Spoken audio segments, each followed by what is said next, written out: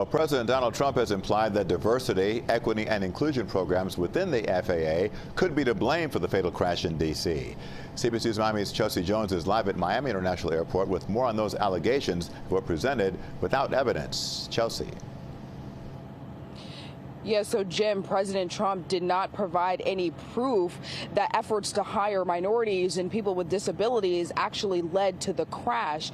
Now, the Organization of Black Aerospace Professionals says diversity doesn't mean lowering the standard, and their organization aims to ensure that.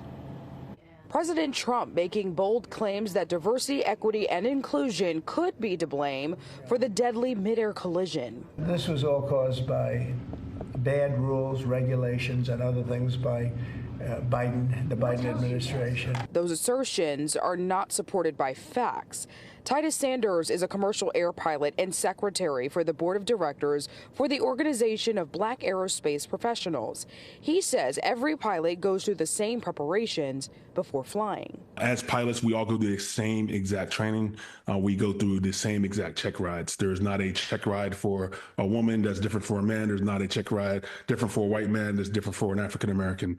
We go through the same exact training. And then on top of that, we're always reevaluated annually to make sure that we're remaining proficient to continue to do our job. Sanders says his organization works to promote diversity in aviation. So we average about 25,000 school visits a year. In addition to that, we conduct aviation career education academies. They're 1-week summer camps all around the country, including right here in South Florida.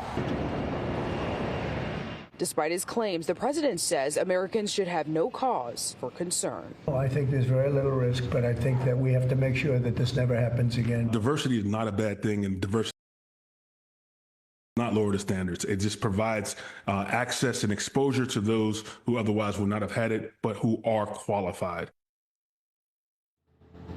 On his second day in office, President Trump signed a memo saying keep Americans safe in aviation, and that was to instruct the FAA to end all DEI initiatives. Live at Miami International Airport, I'm Chelsea Jones, CBS News, Miami.